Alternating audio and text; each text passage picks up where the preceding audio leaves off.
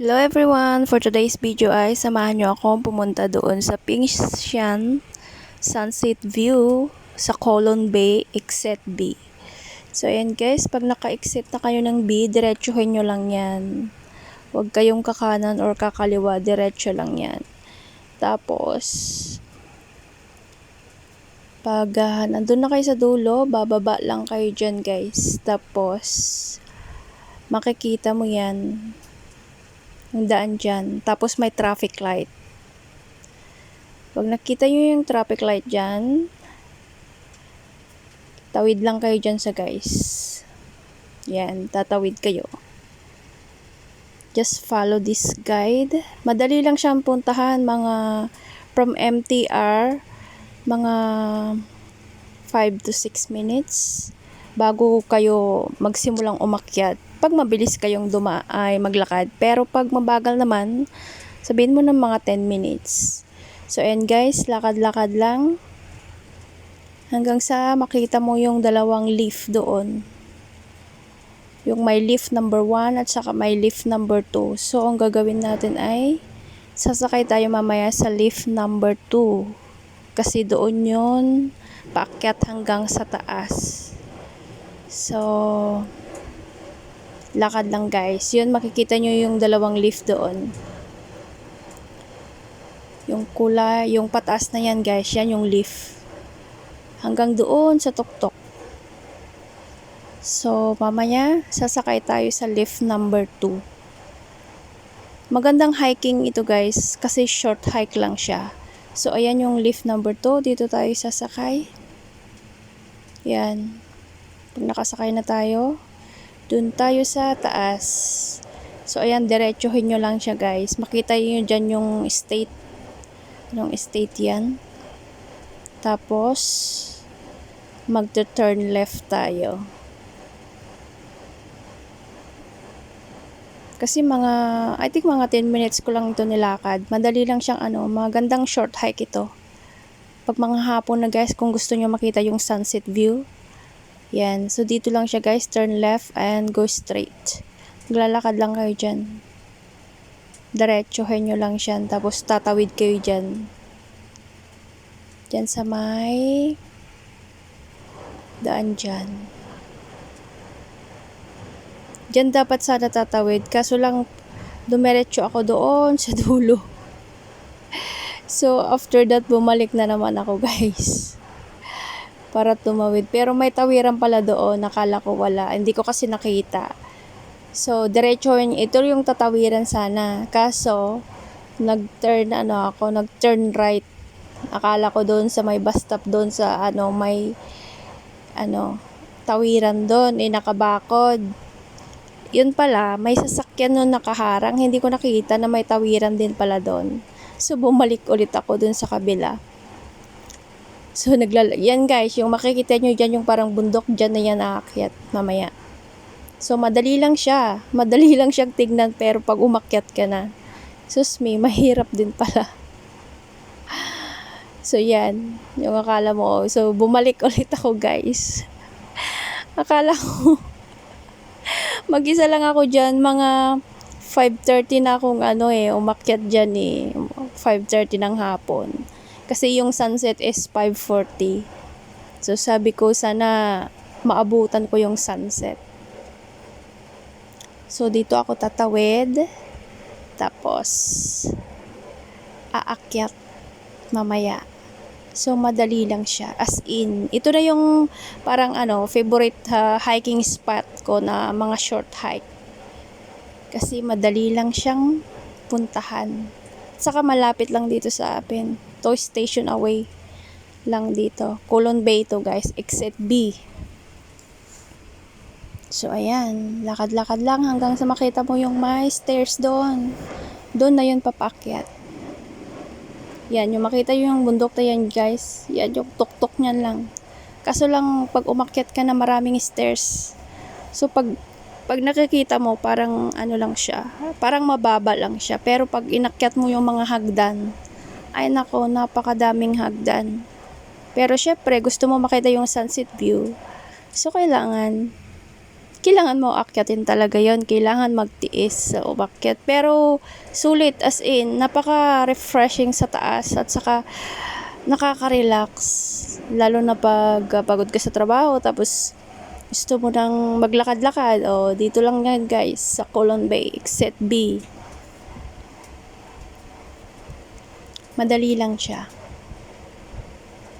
Masarap itong mag-hiking lalo na paghapon.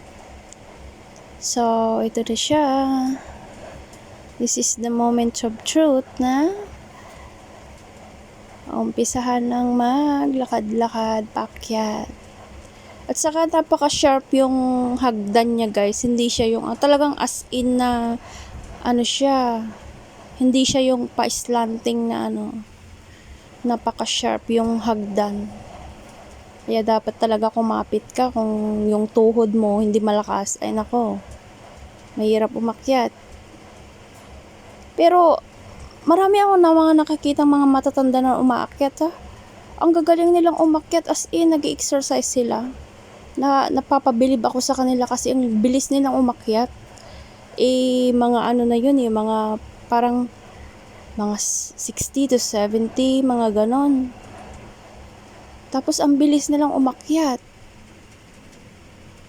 So ito na yan siya guys, akyat lang sa dulo. Tapos ito yung makita mo. Dito. Turn right ka guys. Tapos tignan nyo naman yung hagdan guys. O yan. Diyan, ganyan. Diyan akyatin. Pero as in, pag nandun ka na sa taas, ay napakahangin, napakasarap ng hangin, napaka-presko yung hangin, yung sulit yung pagod mo sa pag-akyat. Ganyan kataas yung ano siya. Sharp siya, hindi sa pa-slanting yung ano. Pero syempre, gusto mo makita yung magandang view sa taas. So, kailangan mong magtiyaga kasi andito ka na eh. Hindi naman pwedeng mag-give up ka lang sa una mahirap tapos nag-give up ka na. Hindi mo makikita yung yung magandang view sa taas. So ayan, malapit na mag-sunset guys. Yung habol ko yung sunset dyan kaya nagmamadali ako. Kaso lang sobrang pagod ko talaga. First time ko pumunta dito guys.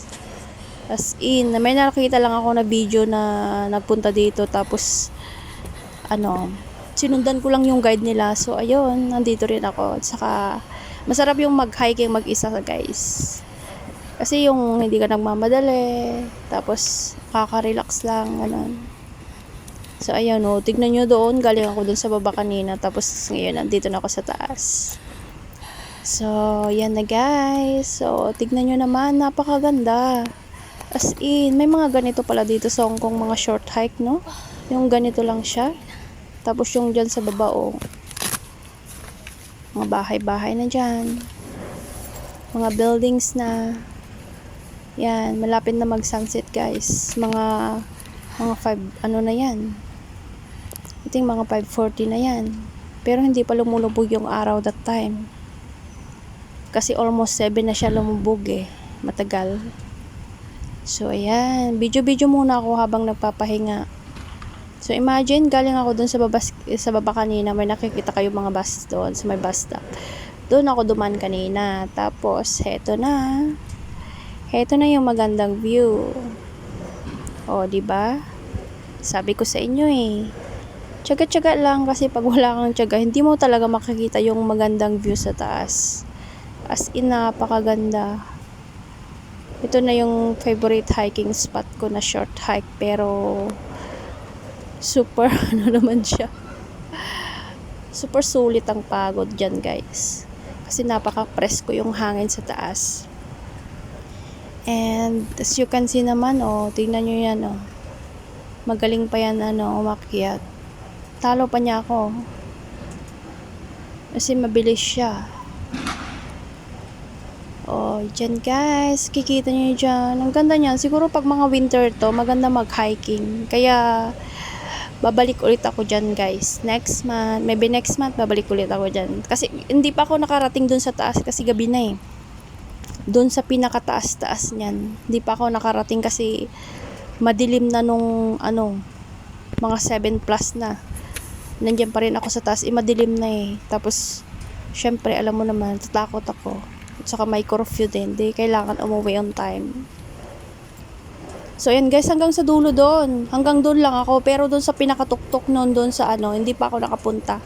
Kasi nag-video-video pa ako diyan. So guys, so ang ganda, 'di ba? Sulit yung pagod mo pag umakyat ka dito. So sa mga gustong pumunta dito guys, tignan nyo lang yung guide. Mabilis lang siyang um, puntahan. At saka dito guys, tignan nyo, oh. Sobrang ganda. At saka may nakikita kong Christmas tree dito, ah. In fairness, yan, oh. Christmas tree yan siya. Saan na ba yun? Kanina, may nakita kong Christmas tree dito. Pag mag-December na yun, magaganda. Yung tunay na Christmas tree yan guys. Kasi sa Pilipinas, may ganito kami doon sa may bundok. Tapos nilalagyan lang namin ng mga bubbles yung kulay puti na parang sabon. Yun, yung ginagawa namin Christmas tree. So, maganda siya. So, ayan, nag-video muna ako dito. Kasi dun sa taas, masyado siyang mataas. So, dito lang ako sa baba. Kasi padilim na ng padilim that time, guys. Pero yung sikat ng araw, maliwanag pa rin kasi hindi pa lumulubog.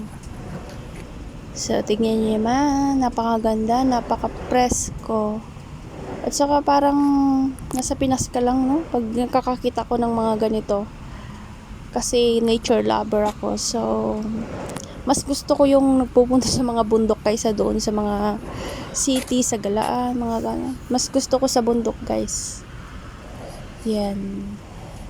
O yeah, ito yung Christmas tree, guys, na sinasabi ko sa inyo. Sa December yan, magbubuko na yan.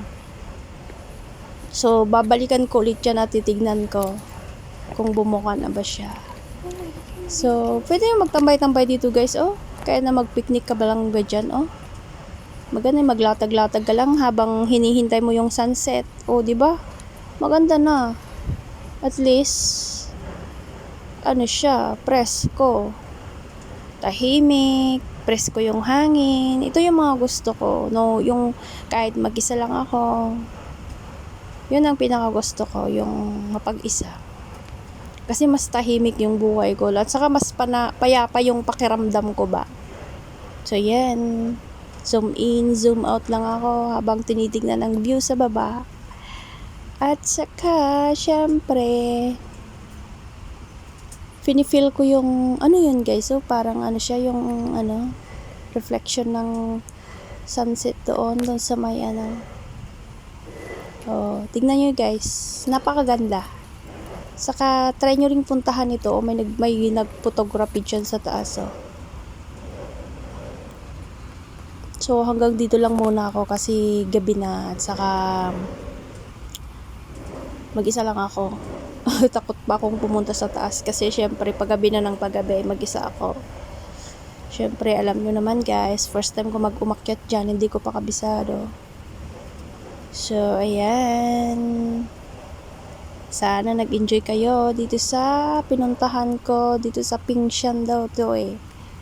Pingshan Sunset View at Colon Bay.